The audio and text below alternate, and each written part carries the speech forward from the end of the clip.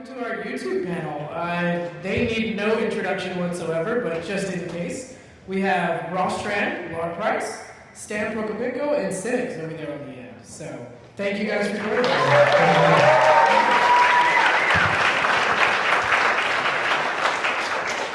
And so I'm going to get started with just a few simple questions and kind of see where the conversation goes. First of all, a simple question I'm sure you're asked all the time. Can you tell us a little bit about how you started your YouTube channels? Stan, why don't you go first? All right, I started with a blog, and I then made a video on my blog, and it went well. And then it's not a fun story. I made videos. It wasn't supposed to be huge. I was a teacher before I started making videos, so I had experience teaching. I wanted to be an animator before that, and so I had experience with making videos and animation and stuff. So I kind of put a lot of things together, and it worked out. Nice. Laura? So I got started because I had a blog. I had a Tumblr, and I got a lot of questions on Tumblr, and I didn't want to answer them individually because that's the way Tumblr makes you do it. So I just made a video to answer a bunch of questions at once, and it didn't go great. But no, it went okay. I just decided I liked making videos, and I just kept going. Yeah, I had no subscribers for a long time, but now it's working out. That's cool. Ross, now you can go. Oh, okay. Yeah, I mainly started my channel because I was lost in my life, and I didn't know there was a role model for me to look at, because I wanted to I love doing art and I love making people laugh, and there wasn't a role model I can go, oh, I want to follow in their footsteps. And so I started it out of feeling lost and trying to do something fun, and I just called my mom, Mom, I'm lost in life, can I have a Cintiq? and she was like, okay. Well, my mom is my biggest supporter, so she trusted me, and so, okay, I'll give you this, but do something good out of it. And so I spent a week in my room trying out different things, speed paints and having fun, and I just published my first video, and the reciprocation was super cool, and I really dug the energy and the love, and it helped me keep making videos, all the kind comments and stuff like that. Sinix, sir. Okay. Well, I'm very old, and I started YouTube 12 years ago, and the main thing about it at the time, which I feel like people don't remember at all, was that hosting stuff used to be ridiculously expensive. You couldn't put pictures on the internet. Remember a time where it cost money to just put your portfolio up? So the idea that they opened this thing called YouTube, that was hey, you can put up a video and you don't have to pay us. It seems silly now because everyone does it, it's I want to make money, I'll put up a video. But back then it was just free hosting of videos. Sure, they can only be 360p and 10 minutes long, but it's just a lot of fun. So I just wanted to experiment around and be maybe I can put up just a video of myself drawing, because I hadn't seen much of that before. That's it. So, do you guys feel like entertaining or educating comes first for you on YouTube? All of your videos are enjoyable. They're all educational. What do you kind of put first? Ross? I try to go for the vibe, and my mission is to make art fun, and that inspiration can come from anywhere, and to help inspire people kind of pick up a pencil and be inspired to draw. And I think each video is kind of where it takes me. I think a majority of my videos are really fun and energetic, and then I try to give you a small tip so you can grab. I try to teach how I learn, and I don't learn from an abundance of information. I learn with key tips. I learn, blue represents this, red represents that, and so I kind of put that into my videos. And so I try to go for the vibe first, and then I see where that takes me. Yeah. All right. Are we going to order now? I guess so. Okay.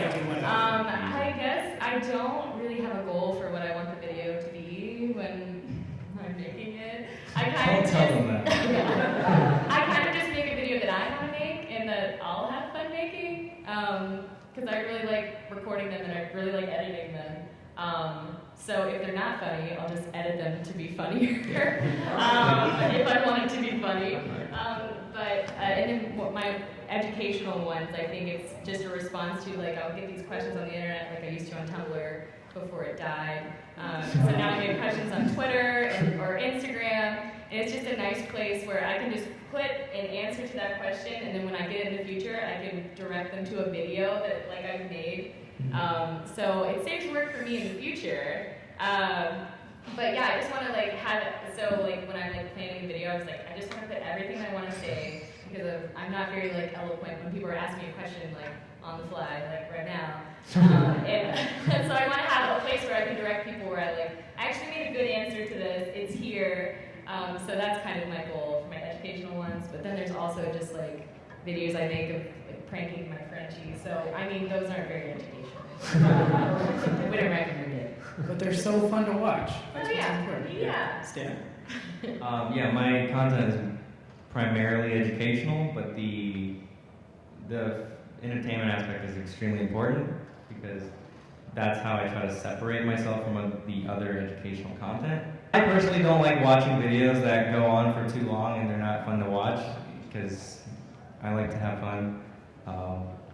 It kind of helps with getting more subscribers if you guys are trying to do that. People like having fun. People like having fun. You can But they need to learn. You trick them into learning by making them have fun. It's perfect. Yeah, for me, my videos are, I would say, purely educational. No, I think I do every video only because I get ideas for like different theories that I think would be interesting. So it's always drawn from just like, oh, this might be a way to get people better at art. But because art is naturally very fun to me and everything, I usually just try to, I don't know, I just naturally joke around when I'm recording them because it's fun. It's funny to me. I don't know, my videos are dumb, so I laugh at them while I make them. And then, it seems to work out. Some people like it, most people don't. Doesn't it make it fun when you're having fun in the videos? Yes. Yes. Well, I guess we'll start on the end with this question then.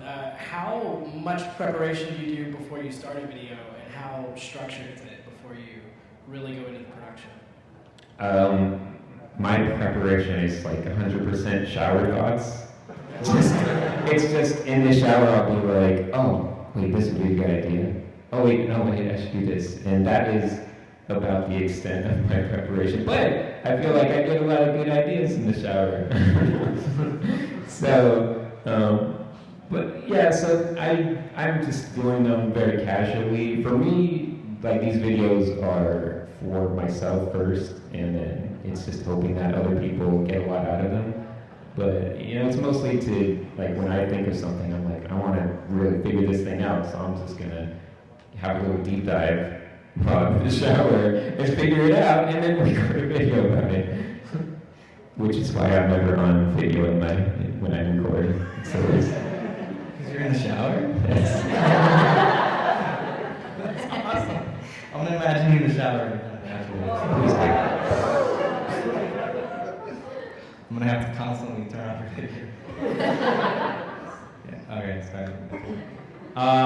Mine's the opposite of his. I do too much preparation. I spend way too long on each video. We have like 12 people working on like a single video. It's too much. Don't do that. Yeah. Don't do that. It's not a good idea. But it makes good quality content, but it's very expensive. We prep. We do probably 2 or 3 months of research for every anatomy lesson. Then we have a script writer. Then I proofread it, and then I go through all the books again, and I change everything that the first writer did. And then we go through and we highlight every sentence in the script, and we figure out what's going to go into every sentence. Like what media is going to be shown. Do we need a 3D model? Do we need to have 3D animation in this set or in this piece, or do we need to find some real, like a photo of a model? Do I have to do a drawing? What kind of drawing? It's a lot. So it's all color coded. it's all described. Then there's a list, and then we just start production. And Oh my god. have fun, guys. That is quite a lot. It is a lot. Wow. Yeah. All right. What about you, Laura? I'm sorry, what was the question? I was imagining Sinix in the shower. Was it like how you prepare? Do you prepare a lot, or do you structure, or No. is it? Okay. There you go.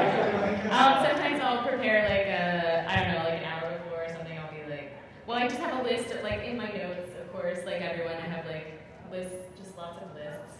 I mean that's not just me, but yeah, I just have a list of like YouTube videos I want to make, and usually I just have like a topic and maybe a couple notes or something. And then I kind of just turn on the camera and ramble for like an hour, and then I have to cut it the hell down, so make it like 5 minutes or something. And so sometimes people see my clock in the background, they're like, "You were talking for an hour?" I'm like, "This is a 5-minute video." And I was like, well, half of it I was just like petting Mabel, and I was like, so that's my job. So yeah, not I guess I gotta get a team. But yeah, I have lower quality videos maybe. Probably. Yeah, probably. Oh, it's so great that you guys. I've never watched it. Ross, what about you? I think I prepare medium. Like, it's not like too confined, but also not too loose. Like, I'll maybe like, hey, let's do an October episode. Hey, Mother's Day coming up. Mom, what are you doing? Come down. Let's shoot a video. Mom, what are you doing on Mother's Day? No, I'm like, but I generally have like what's fun to do, like what sounds fun. I try to think of like the content in terms of like I just did a hot red chili pepper where I ate a whole bunch of chili and then painted, and it was like a challenge. I'm like, oh, that sounds kind of fun. Let's just do something. Yeah, it was kind of bad. it was really fun.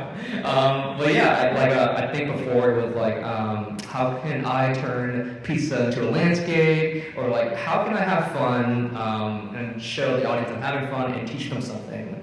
And also, the day of filming, I also have lots of shower thoughts and shower ideas. And like, what can I do?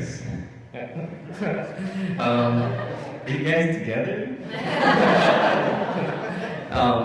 Yeah, I think the most planning I've ever had to do was my collaboration with Google. We did a Masterport series, and I think a lot of people really responded to that. It was the most extensive kind of like program I've ever had on this channel, and that took a lot of planning. What do I do? What do I want to do in each video? How do they lead up to each other? And my goal with that was for you guys to have a portfolio from beginning to finish to get a job or whatever you guys want to do. And the response was really great. And so I generally do a medium prep. Yeah, like a 7 out of 10. Yeah, that's wonderful. So, along with that, I think that you guys all have very unique ways of prepping, but you also have very unique ways of engaging your audiences. Whether it's doing a paint over to explain something or taking suggestions. Maybe you could tell us, we'll start over here again with you, Ross. What are your favorite ways to engage with your audience? My favorite ways to engage with my audience. Yeah, whether it's taking requests or anything like that. Oh, I really love to do fan redraws. I try my best not to do it too often because I don't want it to get stale. I want it to feel special for the fans. And then I think my first couple of fan redraws have like a couple million views, and so like I have my fans submit their drawings or their old drawings, and I would like kind of randomly pick one that kind of works well, and then I'll redraw it. And everyone has a blast because like it's just like, you know, paying tribute to the people who shared all their love and stuff like that. And it's always a feel-good video. And so I love doing like kind of fan redraw videos. Yeah. Those are super fun. Thanks. People ask me to do fan redraw videos, and I've never done one. But maybe I will. Yeah. I guess what I do is I usually ask a question at the end, like, do you guys actually like this video and want me to do another one? And like people will comment what kind of video they want me to do, and I actually write them down, and I'll plan on doing them, especially I'll try to figure out like a creative way to bring that in. Especially if there's a lot of people requesting one, I'll try to do that. Besides that, I guess I should do more. No, that's great. That's great. Okay. Yeah. Yes, sir. Well, since my content's very heavy towards education, we do critique videos where we, I assign homework. Shut up, Bob. Sounds like a fun time. It is fun. It's a lot of fun. We learn muscles and stuff. And then people do their homework. They send it to me. I critique it, make fun of it mostly. And no, I'm just kidding. I'm a really nice guy. But we also have a podcast. Me and Marshall Vander do that. We take voicemail questions and we answer people's questions. They leave us voicemails. And that's fun. It's not boring. Fun and not boring. Got it. Fun and not boring, yes. But I'm also making a social network. Really? Not really, no. It's more of just this online school, and it's going to have a community aspect to it. So I'm going to try to have a lot of student engagement in there. That's fantastic. Sinix? My favorite way to interact with my audience is to have them give me money and then never talk to them. That is not true. Okay, my audience is a lot like me in that they're very kind of a little dark, maybe sarcastic, but I don't know, questionable people. I kind of am infamous a little bit because my fans are kind of the worst. So if any of you are in the audience, I'm sorry to the people sitting next to them because they probably smell weird or something. So, raise your hand if you smell weird. But no, I think it's also just, I like trying to offer a little bit of like vulnerability where I can in videos and just keep it, just casual and real. And I love meeting people like at events in person and just kind of, connecting and talking about art stuff. So that's mostly it. That's wonderful. Speaking of your audiences, how do you feel like you learn about your audience? We'll start with you, Sinix. How did you know they were so dark and awful? The comments are awful, mostly. No, but we have a Discord also, and it's a dark place. It's not great. No, but I just know they're people that I can kind of relate to. So they're a little like me, and they're drawn to the same stuff, and it's good. We're weirdos, I guess. I don't know how to put it any other way. But yeah, I like my audience, even if no one else does. Okay, Stan, your turn. I don't know what the question is. I'm sorry? What? Dude, what? What's the question? The question was, how do you learn about your audience? Like, how do you know what people are really interested in? How are they engaging with you in that way? Like, how do I learn who they are? Yeah, like, how do you know what kind of audience you have, I guess is the question. We have like Facebook groups, Mm-hmm. and they talk in there, and then we have comments. And that kind of leads you to what people are interested in mostly, right? Yeah, people tell us what they want. There's not a Like missing email a somewhere. lot too. Instagram, we get a lot of Instagram messages. I Wonderful. learn about them. Okay. I learned a lot more about my audience here than Really? well, it's my first booth, so I actually got to meet people. That's fantastic. We're glad you're here.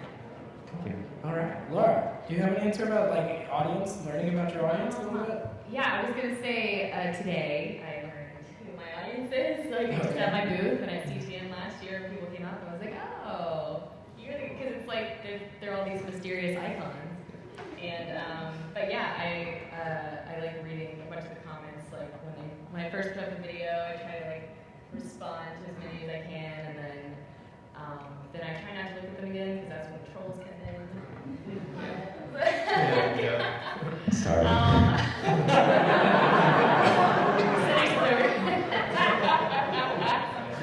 It's you and your fans. So yeah, I guess I actually learned what everyone's like at conventions or I guess my analytics page. Yeah. That's cool. All right, awesome. I mainly learned about my audience, I think Anime Expo of 2016. It was my first convention, first booth ever, and ever since before then, I had no idea who watched my videos. Wow.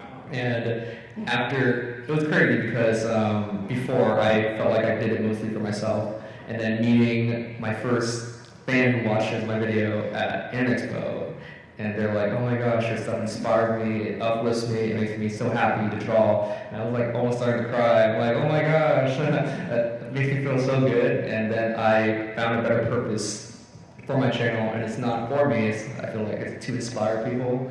And I feel like my audience really likes color dodge, and so I try to give them that as much as I can.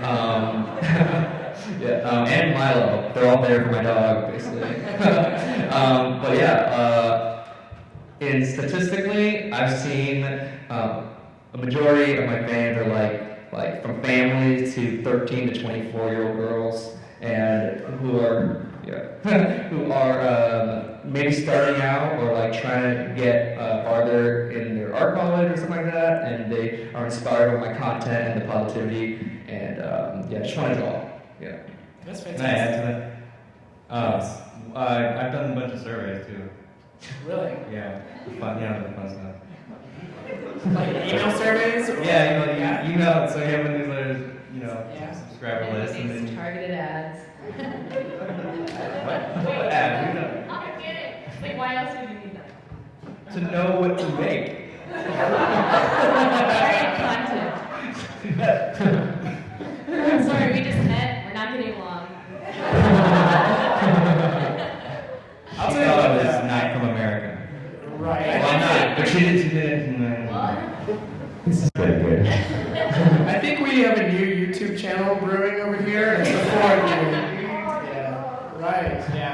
That's. You can have that idea. Yeah. Just the four of you. Just making everybody laugh. Well, I think it's a good time to start asking some audience questions. I'd love to hear what you guys have out there. Well, Right here in the middle. Yeah, hi. My name is Kalia. Nice to meet you all. I have a bit of a weird question. I sort of started a YouTube channel like seriously on accident last year, and I wasn't planning on having a YouTube channel, and been doing pretty good, but I have no idea whatsoever, how to keep it going without it crashing and burning. So, do you guys have any advice for like, starting out, like who should you do like deals with, or like what network, or like, advice like that?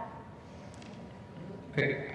I kind of have an answer-ish. Yeah, I feel like that's the misconception usually when people start channels. They have to feel like, oh, we're gonna find a market for me, or things like that. I think like when I pushed it, just be you. Like do whatever you love, do whatever you want, whatever you draw. And the more like you put out there, it's like YouTube, I guess, right? And so you'll gain an audience that really vibe with you and loves your authentic self. And so I would just like think about it, take a step back and go, okay, what do I want to draw today? And how can I make it fun and engaging, and like put it in your own voice? And I think you'll gain a very loyal following who like you for your authentic stuff. Thank you. Yeah. Like even if you make crappy content like Sinix, like you'll still find a bunch of weirdos that are just like you. That's pretty much what you said, right? Yes. Yeah. And thank you for translating. To add to it, you don't have to worry too much about like it just crashing. Usually, everything on social media is a snowball. So once it's really hard to get that snowball actually forming anything. You're just rolling it along and just picking up little pieces here and there. But once it's like picked up a little momentum, it only gets more and more. It's just like the more you have, the more you gain. It's just exponential growth. I mean, not for me, but for you guys, it's been exponential growth. And I would just say, don't make any videos based on what you think people want to see, because it might be. Don't take surveys. Don't take surveys. Just don't watch this channel at all. He has a lot of targeted ads. But definitely just keep making videos that you want to make. Just like Ross said, just don't try to give people what you think that they want to see, or you're not going to be enjoying what you're making. Just keep making things that are like weird and unique, because that could be the next viral thing. Like redoing the same challenges or the same things as other people. won't always work out. You should just try to do something new, like what Ross did, like drawing the fan drawings and everything. It was like so big, it was like so new. And yeah, so just do what you like to do, and you won't feel like you're burning out or anything, because you're going to be enjoying it. Laura, what about that Bob Ross video you did? For anyone who may not have seen it. That was so Has fun. anyone seen that here? Okay, yeah. Yeah, I had no idea that was going to be popular. It had the most hate comments out of any. They're like, digital drawing is witchcraft. They're like, this is not real painting, and you're abusing your Cintiq because you're hitting it with your pen. I had to leave the devil out of it. See, I thought I was bringing up a good example. I thought I was bringing up a good example. I didn't know it went so bad. Oh, no. It had a huge positive response, but then I read like 3 hate comments, and I'm like, the world hates me. No, there's a lot of hate comments on there, but it's mostly all positive. People are like, oh my god, like I think Bob would like be happy to see this, and that just makes me the happiest, because Bob Ross is just like an amazing, he's an obviously. So I thought it would just be like a fun challenge, and people kept being like, you should do Bob Ross, and I was like, nobody's gonna watch that, and then I did it, and I just couldn't believe how quickly it blew up. And I couldn't believe how many people had never seen painting on Photoshop before. Had no idea what I was doing. You just made worlds collide. Yes, and a lot of the comments were like, Bob's was better. And I was like, yeah. It's not a competition. But it's just a great example of thinking outside the box to do something you wanted to do. I really like that. Yeah, okay. So, other questions? Yes, sir. Second row. Hi, guys. I'm Sean. Nice to meet you. My question is for Laura and Ross regarding like environment design type stuff. If you're doing like a fresh concept, maybe you're starting from scratch, what would you typically? What's your process just going into? Would you start with like thumbnails or shapes, or do you scroll through Pinterest? Right. Trees. Yeah. I think research is super important, because if you're just going through Pinterest, you might just vomit up something that looks like something on Pinterest, you know? If you just go deep into the web, or go to the library, you know, like, just go into the woods. If you want to draw something that's like that's available to you, like the forest outside, you can walk into the forest. And always, like from light, you can take your own photos, and then you can add your own lighting. But basically, I like to do live research first on the type of place that I want to paint. So, because I want it to look very different from what someone else has painted already of that area. So, like, I avoid art of books, as we were talking about the other day. Like, trying to go towards something unique that hasn't been done. So research and then thumbnailing. It's all about getting that like composition down first. Because if you make I've learned that if you make a drawing of an environment, you're like, this is okay, I'll paint it to make it better. It doesn't make it better painting it. You're always going to be like, I wish the composition was different. So getting that solid foundation is so important to have that finished great painting. Branching off on whatever, everything she said, research is really key. And I think before I get to that phase, I think my environments are very dreamy, and I feel like before I start an environment piece, I try to just close my eyes and envision it. And I think that was part of my Master Course series on landscapes. I only say it because I truly believe in it. It's like our imagination, our brain, when we dream, we are taken to another world. There's so many things out there instead of our reality. And just to close your eyes for a second and just envision what kind of scene you want to create, And so I do that a lot, and it helps me get fresh ideas, and it helps me kind of combine new ideas. And I would take that, and then I would, okay, that was the forest scene. All right, time to research what forest I kind of felt I vibed with. And if you're ever in an art block, just keep closing your eyes and envision yourself in the scene back at where you felt. And eventually, it'll come to finish. Yeah. Thank you. Yeah. Fantastic. Other questions? Front row? Okay. Dennis, I have you guys here. If YouTube shut down today, what would you do? If I could shut down today? If YouTube was just gone forever, what would you do? Celebrate. Probably I've been wanting to give Milo his own day, and I would have a whole day of Milo, pet massages, and whatever he wants, and he'd work. It's been really hard for me to I've been working a lot on my book and this convention stuff like that, and I just want to take a day off. Like, Milo, what do you want to do today? Let's go on an adventure, and he'll pee everywhere. I don't know. But that's what I would do first. Yeah. I would just host it on my own website and use Instagram and other social networks to promote it. I mean, there's IGTV as well. It's not as cool, but just go to if it shut down, there would be some other company that would do it, and people would go somewhere. Yeah. I don't think that's the spirit of the question. I don't care. All right.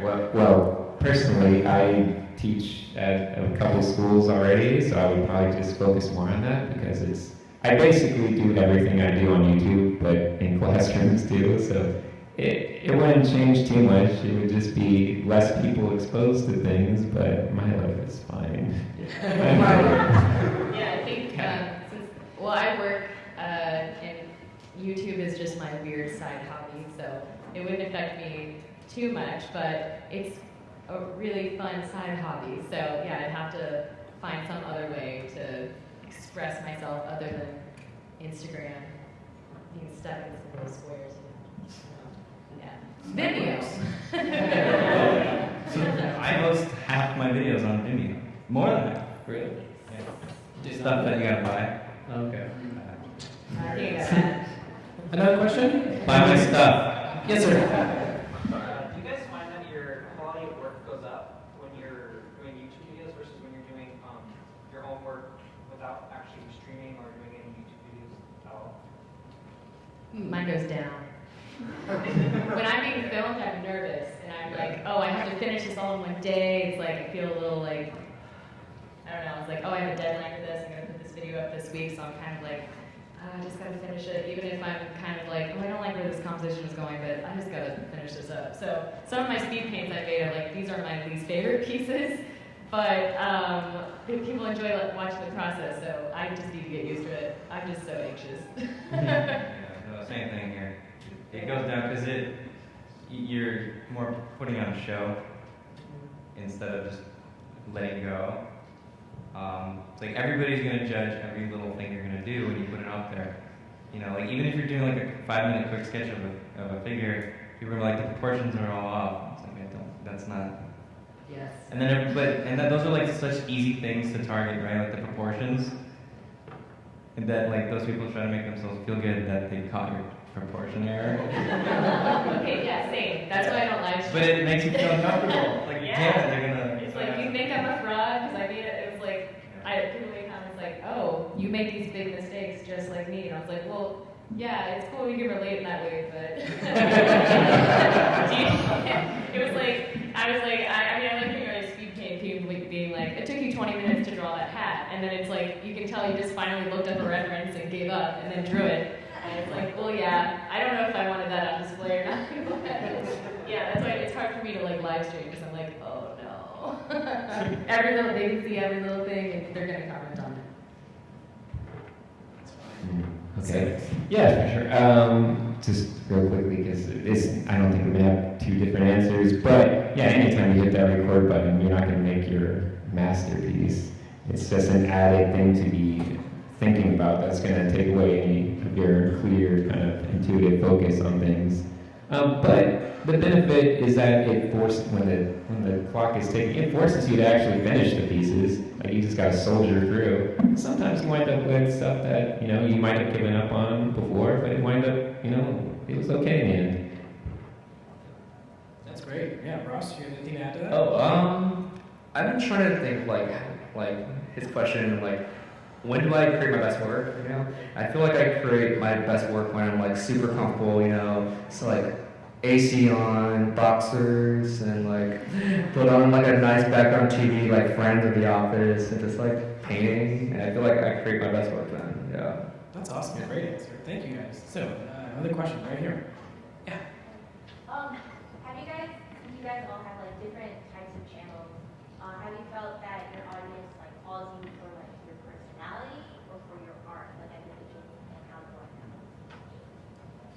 So, do you think it's more your artwork and the education you're giving, or your personality that brings people to your channel? I personally think my channel is both. I feel like I bring the fun, but I also feel confident in my art abilities to be like, hey, like this is, I feel like art I can be teaching people. And so I feel like it's a 50-50 of both for me. Yeah. That makes sense. Yeah. Both. Yeah. Yeah. Probably the art.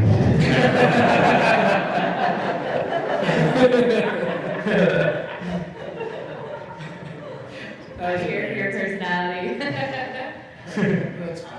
I guess both too. Yeah. Because I think YouTube is good for both. I remember when I posted art on Instagram. Well, I still post art on Instagram, and occasionally I would like post a picture of me doing something and like lose like 2,000 followers. They're like, we don't care who you are, we just want to see your art. And then when I started YouTube, suddenly it's the opposite. It's like, we want to hear more about your life now. It's like YouTube's so much more personal, so that's why, it's very fun. Yeah, that's wonderful. Let's go on to another question. Let's see, yeah.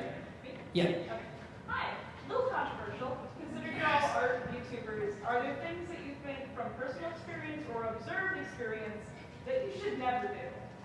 Great question. Wait, what? Things you should not do on YouTube. As an art YouTuber. Like stuff that you may have done or seen that you're like, ooh, shouldn't have done that.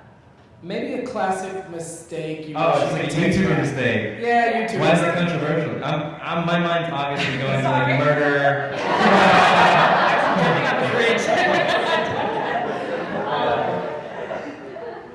Hey, what's controversial about that? That's a big I problem.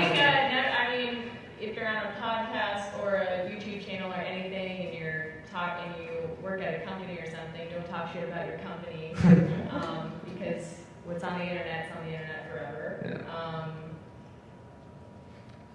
Politics. Don't fight with your commenters. Like, Oh, don't yeah. argue with them. Oh yeah. Just reply back to like either the constructive criticism, which is good, or people that are just actually starting real conversations. Maybe I could phrase this question a little differently too and say, if you could go back and talk to yourself when you first started your YouTube channel, what advice would you give yourself in those first couple of videos that you just wish you knew then that you now know? Anything you could go back and not have to learn the hard way? Make videos faster. Yeah? Anything? I don't actually remember. It was 12 years ago. It's all a blur.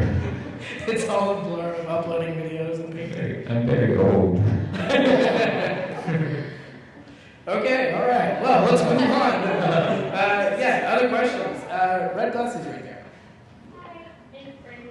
I have a question about if you ever want to vlog or go to an art store and take your camera with you, how do you get over that nervousness of just when you're recording yourself, taking it outside and doing art outside? Take a shot. Maybe 2 or 3. You get more comfortable as you do it. You just have to fight the bullet and just do it. I never get over it. I'm always nervous. When I get nervous, I think of a quote that Barney on How I Met Your Mother said. I think he's like, what was it? What was it? It was like, why be sad or why be something when you can be awesome instead? And right? What was it? You don't know? Something, right? But I think of okay, I can be nervous right now, or I can just do it. And I just choose to do it, and then it over time becomes second nature and a muscle memory, and then so you're just doing instead of thinking. And now it's like a go switch. Yeah, for sure. And also when you're vlogging, sometimes I'll be walking through a random parking lot, walking into a store or something, and people are just like, what the hell is she doing? And I'm just like, I will never see that person again. It's like, and most of the time people are too concerned about what they're doing themselves, and they're not actually paying attention, They're just like, oh. And it's becoming more popular now, vlogging, so they're kind of just like, oh, that person's vlogging. Okay, another YouTuber. They'll let you on your way. That's great. Another question? Let's see, right there in the back, white shirt. Yeah. Hi. So I wanted to ask you guys to think back to when you first started your journey, and if there was ever a time when it wasn't very certain that it was going to work out for you, and how getting out of bed every day was like, I don't know if this is going to work, but what drove you to keep going? What was that North Star that you guys had? Is that right? For art or YouTube? I want to ask for YouTube, but if it wasn't YouTube and it was a different platform, then yeah, I'd love to hear that as well. Yeah, because I think that some of you, the YouTube channel kind of happened a little bit naturally based on your fan base or your experience you already had. So like maybe in your early days of being an artist, like how did you get over those hurdles of learning the grind? I kind of use YouTube as a tool to help my anxiety. I have a pretty bad anxiety disorder, and even talking in front of people right now, I've had to do this before and I fainted. But that was before YouTube. And even talking in front of the camera, it's like just knowing people were going to see it. I used to just be shaking and sweating and like just have to turn off the camera and be like, try again another day. And so I was like, after I filmed my first video, which was just a Q&A to help alleviate my Tumblr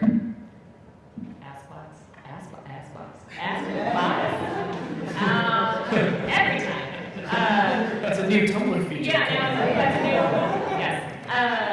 So since then, I was like, well, actually, this is kind of helping me practice talking in front of people. And so with every YouTube video, it was a challenge, but now I'm getting more and more comfortable with it. And then through that, I kind of realized, wow, I really like making videos and editing videos. And so it's kind of just like a fun, weird side hobby. And I was like, oh, I like to do this on the weekends, and I can edit at nights and stuff. Just to kind of like, it became beneficial to my life. So. That's really good. Any other advice on getting over that hump when you're first learning? I don't know if I have any advice. It's just that I think that everybody has to do a lot of things and fail at them early on in their life until they really figure out how to succeed at something. Like, I started like 7 businesses that are completely unrelated to art, and they all failed. But throughout that, I learned how to run a business, and then then YouTube just happened naturally to me because I kind of knew how to do something that will work at that point. So if you're doing something around and it fails, it doesn't really mean that's who you are, that you're a failure. It just means like you're learning, and you're gonna put all those things together eventually. I could be your North Star.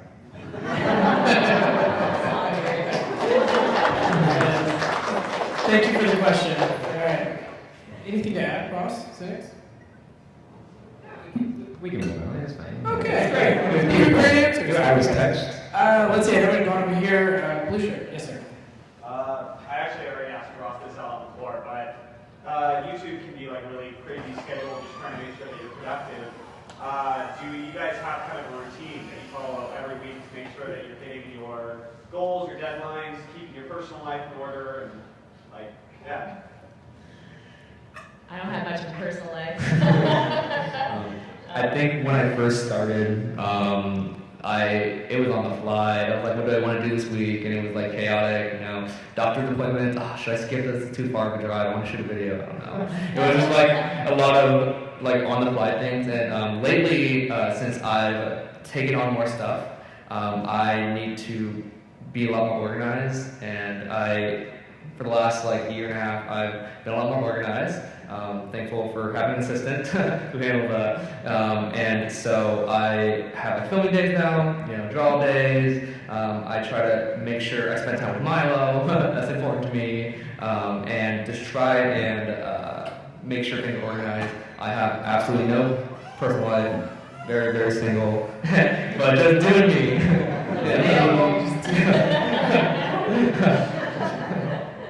This is taking a turn now. I thought you were with Sinix.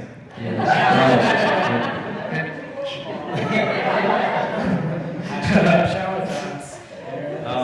My answer is really boring. I feel like a lot of my answers are like business oriented and stuff. But so I had a mentor once, or I guess still is, but he told me to go through my week and keep track of every 15 minutes of everything I did, and then at the end of the week, organize what I did and see like what how do I want to spend my week? It's not in order to like maximize work time. It's in order to maximize what you want and what you end up doing. It really, like, doing it that way shows you where you're actually spending your time. And it shows you your weaknesses and things that you probably didn't know about how you're spending your life. But yeah, you could fit fun in there, you can fit family in there. It's just like, are you doing what you want to do, or are you doing something that feels easy? Yeah, that's great advice. Thank you. Yeah, awesome. Other questions right here. Yeah, hi. Thank you so much for this talk. I was wondering, since you guys do freelance or like work in studios, how has your YouTube career like influenced it or like affected it? Working in studios and doing freelance, how does your YouTube I don't. influence it or affect it? Well, I guess to quickly mention, I don't work at studios anymore, but like I did in the past. But I will say that YouTube has opened every door for opportunity. Like even if you just make YouTube, even if it pays nothing, whatever, it just opens doors. It opens doors left and right. You meet people, you make connections. I teach at college. I didn't even know you were allowed to teach at college. I don't have a college degree. I never went to school. I barely graduated middle school. And I teach at a college just because of my YouTube channel. I didn't know you were allowed to. Maybe you're not. Maybe I shouldn't be saying this. But like just doors opportunities are opened, and it's influenced that just amazingly. So yeah, for me. That's fantastic. Laura, working in a studio? Most people at work just didn't know I had a YouTube channel, and I just kind of did it on the side. And then lately I went to work, and one of my older coworkers came up and was like, "I saw your Bob Ross video," and I was like, "What? Who are you?" So that was different. But basically, since when I work full time, it basically is just like it's hard to keep everything scheduled, just like the last question. But for me, it's like work always comes first, and people understand that because they want to know about what work is actually like for me. So I was like, I just try to be real on the channel. Like if I'm not gonna have a video this week, I'll try to do like film 2 the next week, and so I kind of just work around my studio life because like that's my main thing, and then YouTube is on the side. But now YouTube's getting bigger, so now I'm spending more time on YouTube. So I'm still figuring it out. That's great. Yeah. Other questions in the back over there? Yeah. Hi. How do you guys, when you're putting so much content out there on the internet, and obviously I'm assuming you guys are so big that maybe it doesn't matter to you, but like how do you deal with people imitating your artwork? Do you ever fear putting something personal out there that people will copy you and take credit for your ideas? Like how do you guys like approach people copying you and trying to take credit for your artwork after you post it? And like, does that affect you wanting to put it out there? And I guess has it been a problem as well? I guess is that something you've had to deal with? I think I can maybe speak for a little bit of all of us. I think since our channels have gotten to a point where someone out there will know that it's ours, and so we have kind of like a defender army. And so if someone like tried to imitate it, like a fan or a subscriber or viewer would go, "Hey, that's this person," and I feel like we've all kind of like, Yeah, but I think even if you don't have that army, I think it doesn't matter. Like, there was a guy that came to my booth today that was showing me his artwork, and he had a giant watermark covering his entire piece. I couldn't see the painting. And then I was like, what is this? I can't see what you're showing me. And he's like, oh, I'm afraid people are going to steal it. I'm like, well, you just destroyed your work, so no one else can have it, but you don't have it either. Like, I don't see the point of trying to, like, keep it as your little baby. Like, you did it, put it out there. If you're good, people are going to notice, and then if you're good, you're gonna make another one that's good, and you're just gonna keep throwing stuff out there and just keep creating. Like, it's the point of being an artist isn't to keep your babies like locked in a box. It's to be an artist and to create. So don't be afraid that someone's gonna steal your idea. It's not. I mean, it's not theirs. What if they steal your idea and someone steals it from them? Does it matter? Like, it's not yours anymore. Let it go. All right, there you go. Other questions? Let's see. Right there. Yes. So I stream on Twitch and have a full-time illustrator job. How do you guys overcome creative burnout doing your professional jobs and then also doing YouTube? That takes a I'm exhausted. Well, personally, I'm at a point where I just I don't care. No, actually, it's like you weigh your stuff. Like, am I being happy day to day? Because that's most of us. We're getting a following. We're doing this stuff, because it's good. It's good to have a community. It's good to have a following. It feels good. It makes you happy at the end of the day. But if you find that having to keep that up is not making you happy, and not doing something is making you more happy, it's your life to live, and you got to make sure you're doing whatever is going to keep you happiest, even if it means you're not going to be as prolific or as well known. At the end of the day, you have to live inside your head and be the happiest person you can be. So that's obviously I make like a video whenever I feel like it, and it's pretty bad because we didn't mention too closely, but yeah, the goal to, or I should say, the best way to grow any social media thing, Instagrams, YouTubes, whatever, is regularity. There's no denying that. Being regular on something is a key to having some growth.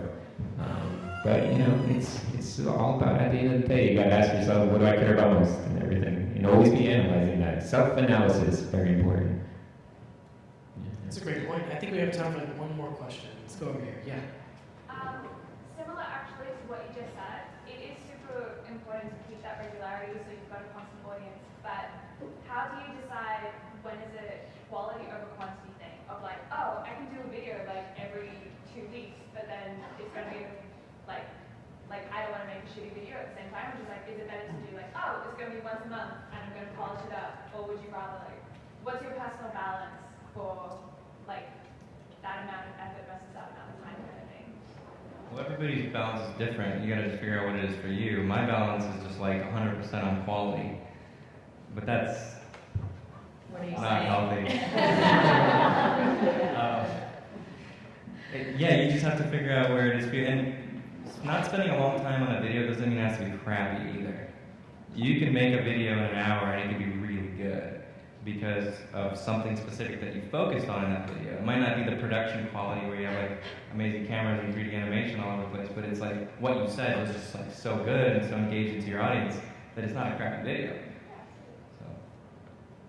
That's fantastic. Is there anybody else want to add to that about quality versus quantity in your videos?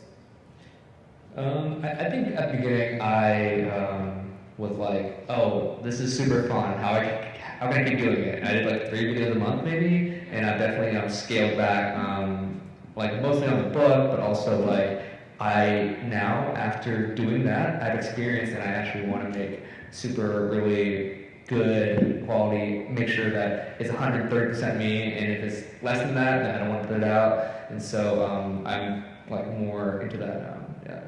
All right, that's fantastic. Yeah. Your videos are super high quality. Yeah, you guys. Oh, group hug right now.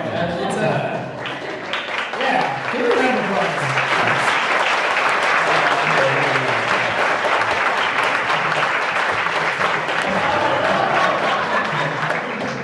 All right. Well, thank you guys very much. I think that's a wrap for the time we've got. So I appreciate you guys coming out. Yeah. Thanks a lot, and thank all of you guys. Thank you. Thank you.